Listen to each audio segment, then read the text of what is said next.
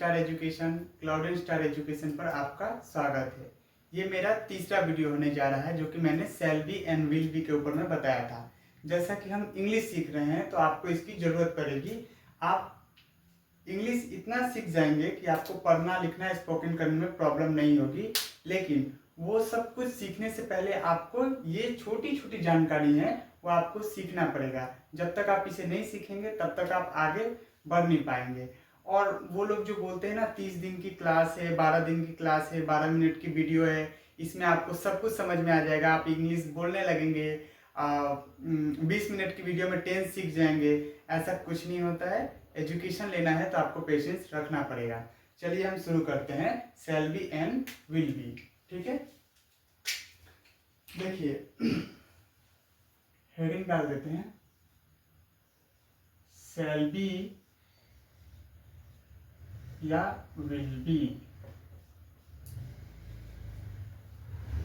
पहले तो बोला जाए कि इनका मतलब क्या होता है। ठीक है, हम कहाँ पे शैल बी और विल बी का प्रयोग कहाँ करेंगे, कहाँ पे नहीं करेंगे। तो ध्यान दीजिए, वाक्य के अंत में, वाक्य के अंत में, वाक्य के अंत में आपको कुछ चीजें, कुछ वर्ड का ध्यान रखना है कब हम इसका यूज करेंगे। ठीक है, पहला रहेगा, रहेगी या रहेंगे। ये पहला है। ठीक है, ये वाक्य के अंत में, जैसे आप डॉक्टर रहेंगे, ठीक है, आप अनुपस्थित रहेंगे, तो लास्ट का हमें जस्ट एक वर्ड देखना है कि रहेगा, रहेगी, रहेंगे है कि नहीं। दूसरा बनेगा, बनेगी या फिर बनेंगे। ये बात का भी हमें ध्यान रखना है, ये वर्ड भी मिल सकता है। और तीसरा होगा, होगी या फिर होंगे। एक दो तीन, तीन करके हैं, तो टोटल 9 वर्ड है, 9 शब्द हैं। इन 9 को ही हम ध्यान में रखते हुए हम शैल बी और विल बी का प्रयोग करते हैं। इन तीनों को आप, तीनों के 3 फॉर्म है, गा गे गी, रहेगा, रहेगी, रहेंगे, बनेगा, बनेगी, बनेंगे, होगा, होगी, होंगे। तो यहाँ पे आप देख रहे होंगे गा गी गे। ठीक है, गा गी गे, गा गी गे, ये 3 ही 3 करके ही बनते हैं ये। और इन 9 शब्दों को ध्यान में रखते हुए हम शैल बी और विल बी का प्रयोग करते हैं, इनके अलावा कहीं और नहीं करते हैं। तो आप इतना नोट कर लीजिए, आगे बढ़ते हैं हम। ठीक है,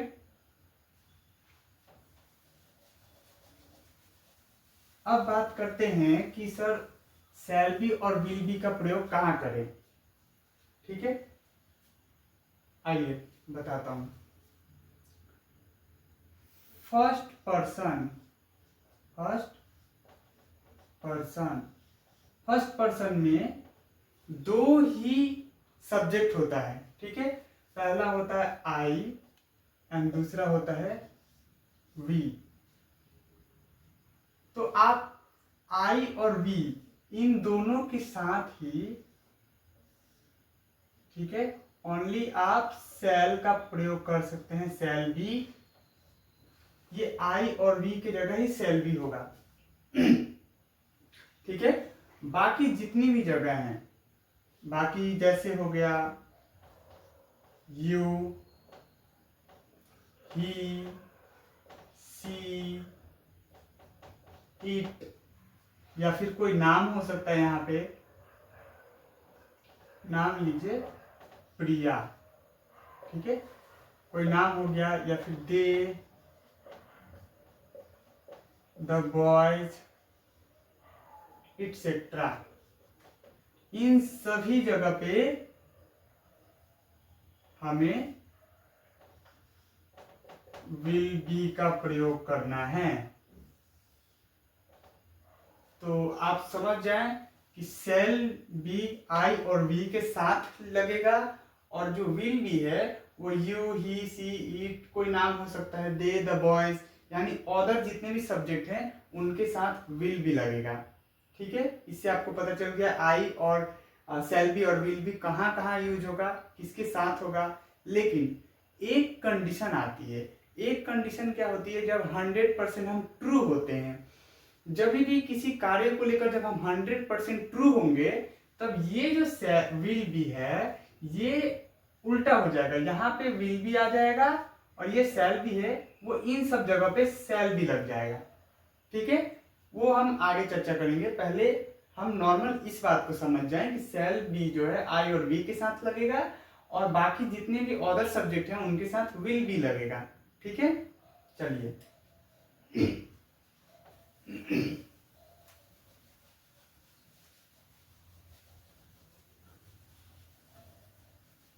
अब बात करते हैं फॉर्मेट। आप लोगों ने ध्यान दिया होगा कि जब मैं इंग्लिश करा रहा हूं तब मैं एस प्लस एच भी प्लस ओ की बात करता हूं, एस एच बी ओ। तो आप एस मीन्स यहां पे होता है subject, S for subject, H V means helping verb और O for object. S for subject, HV for helping verb and O stands for object। ये होता है इंग्लिश में। और हिंदी में सेम ये जब ऐसा रहता है तब हिंदी में क्या होता है, S plus O plus HV। आपने पहले मेरी पहली वीडियो में आपने देखा है।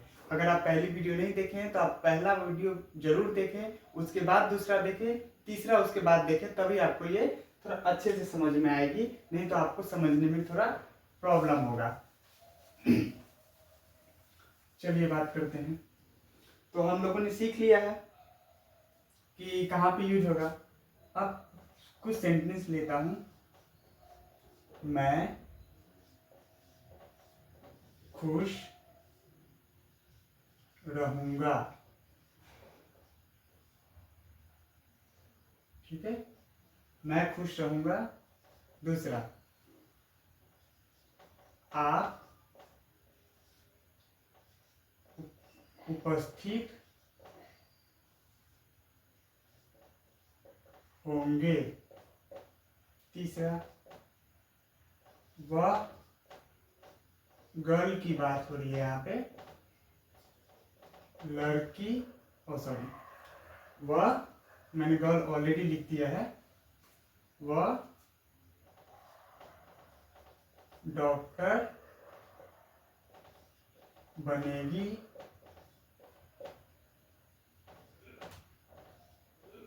वे लोग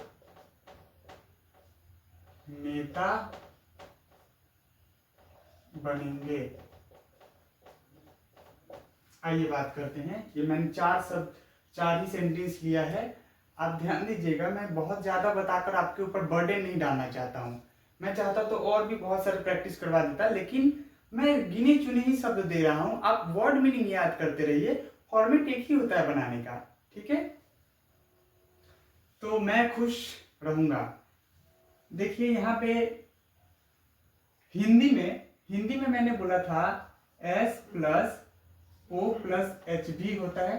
ठीक है, ये जो है ये S है, ये जो है ये O है, ये S है, ये O है और ये एच भी है। ठीक है, इंग्लिश में ठीक उल्टा हो जाता है। इंग्लिश में क्या बोला था मैंने, इंग्लिश में S प्लस एच भी प्लस O इस फॉर्म में हो जाता है। ठीक है, तो आप ध्यान दीजिए, S तो पहले हमको इंग्लिश बनाने के लिए S लेना पड़ेगा, मैं, तो मैं को इंग्लिश में आई बोलते हैं। ठीक है, और आई के साथ सेल भी लगेगा, हमने पहले पढ़ा है। तो आई शैल बी हैप्पी, खुश है यहाँ पे, so I shall be happy, I shall be happy English में ट्रांसलेट हो गया। आप उपस्थित होंगे, तो ये भी S O और H भी है, तो हमें इस फॉर्म में लाना है, S H B O करना है। तो पहले हम S लिखेंगे, आप है, आप मीन्स यू, एच बी यू के साथ क्या लगेगा, will be, you will be, उपस्थित means present, you will be present. ठीक है, अब आपको इतना बेसिक आइडिया पता है, मैं जल्दी जल्दी ट्रांसलेट कर दे रहा हूँ। वह डॉक्टर बनेगी, she will be a doctor, she will be a doctor. यहाँ पे ए क्यों आया है, ये हम आपको ए एन द का एक चैप्टर है, article and on definite article, तो डेफिनिट आर्टिकल और indefinite article a an the का एक चैप्टर है, वहां पे मैं आपको बता दूंगा कि ए क्यों मैंने वहां पे लिखा है। वे लोग नेता बनेंगे, वे लोग को हम लोग इंग्लिश में दे बोलते हैं। ठीक है, दे के साथ विल लगता है, दे विल बी लीडर्स। तो ये हम लोगों ने ट्रांसलेट कर लिया है और आप इतना जानते हैं ट्रांसलेट करना। ठीक है, और इसके 4 फॉर्मेशन मैंने सेंटेंस के बताए थे, वो भी मैं आपको डिस्कस कर दे रहा हूं। देखिए, इंग्लिश सीखना है, आप थोड़ा धैर्य बनाकर सीखें, आपको इजी लगने लगेगा और आप घर पे प्रैक्टिस करते रहें। हर दिन 10 वर्ड आप याद कीजिए, न्यू वर्ड, जैसे फार्मर, क्रूवेल, इंजीनियर, एक्टर, इस तरह से कुछ कुछ वर्ड है, कंफर्टेबल, डिस्कम्फर्ट, ऐसा कुछ कुछ जो वर्ड है, प्रोमिनेंट, ये सबको आप याद करिए, 10-10 वर्ड डेली याद कीजिए और मेरे साथ बने रहे। मैं आपकी इंग्लिश मजबूत कर दूंगा या फिर आपको अंग्रेजी से दिक्कत नहीं होगी। ठीक है, मैं खुश रहूंगा, इसके मैं 4 बना दे रहा हूं सेम। मैं खुश नहीं रहूंगा, या फिर्मेटिव है, ये नेगेटिव है। तीसरा, क्या मैं खुश रहूंगा, क्वेश्चन मार्क। एंड फोर्थ, मैं कब खुश रहूंगा, क्वेश्चन मार्क। मैं कब खुश रहूंगा, ये 4 मैंने बता दिया। इसको ट्रांसलेट कर लें। पहला अफर्मेटिव ऑलरेडी ट्रांसलेटेड है। दूसरा, मैं खुश नहीं रहूंगा, I shall not be happy, I shall not be happy. ध्यान दीजिए, आई शैल बी नॉट नहीं लिखा है मैंने, आई शैल नॉट बी हैप्पी, यानी इन दोनों के बीच में मैंने नॉट को लगाया है। यहां पे मैंने नॉट को लगाया है। तो आप ध्यान दीजिए कैसे सेंटेंस फॉर्मेशन हो रहा है, उसके बाद आप घर पे प्रैक्टिस कीजिए इसका। क्या मैं खुश रहूंगा, तो ठीक है, शैल आई बी हैप्पी। फिर से ध्यान दीजिए, शैल आई बी हैप्पी, शैल और बी के बीच में आई है, इसी फॉर्मेट से आप जाइए, नहीं तो आपको गड़बड़ हो जाएगी। मैं कब खुश रहूंगा, तो when shall I be happy. देखिए, ये मैंने बना दिया है, ट्रांसलेट कर दिया है। यहाँ पे अगर आपको किसी प्रकार का कोई समस्या हो तो आप मुझे कमेंट कीजिए, मैं एक एक कमेंट को चेक करता हूँ, ताकि मुझे बताने में कहीं मैंने गड़बड़ तो नहीं किया या फिर मैंने सही से नहीं बता पाया, या मुझे और मैं क्या करूं कि आपको बहुत इजी वे में आपको बता सकूं। जब भी सेल और बी के बीच में आई जाता है, पहले वाले में सेल भी साथ रहेगा, दूसरे फॉर्मेशन में देखिएगा सेल और बी के बीच में नॉट है, सेल एंड बी के बीच में आई है, सेल एंड बी के बीच में आई है, ऐसे करके होता है। ठीक है, तो आप इतना समझ गए हैं। और एक टॉपिक है इसमें, मैं आपको चर्चा करके बता दे रहा हूं, वो क्या है। मैं सिंपल सा वाक्य से ही आपको कोशिश कर रहा हूं कि आपको ट्रांसलेशन सिखा दूं, ताकि आपको बाद में स्पोकन करने में प्रॉब्लम ना हो, सेंटेंस आप बना सकें। यदि आप कॉलेज में हैं तो आप कॉलेज की जो क्वेश्चंस होते हैं उसके आंसर आप हिंदी में तो सोच लेते हैं, लेकिन उसको इंग्लिश में कैसे लिख सकें, तो आपको ये छोटी छोटी बातें आएंगी तभी आप लिख पाएंगे, नहीं तो आपको बहुत मुश्किल है लिखना वहां पे। ठीक है, और ये हम लोग बिफोर द टेंसेस कर रहे हैं, अभी टेंस में पहुंचे नहीं है, टेंस से पहले की चीजें हैं। टेंस से पहले की चीजें मैं करवाने के बाद आपको टेंस सिखाऊंगा, फिर आपको ग्रामर सिखाऊंगा, उसके बाद हम वही पार्ट ऑफ स्पीच में आएंगे, तब आपको बोलना लिखना पढ़ना बहुत कुछ आ जाएगा, बहुत इजी हो जाएगा आपके लिए इंग्लिश। चलिए, मैं खुश रहूंगा, ठीक है, ध्यान दीजिए, मैं खुश रहूंगा, इसमें आई शैल बी हैप्पी मैंने बोला है। यही वाक्य को मैं दूसरे तरीके से लिखूं, मैं अवश्य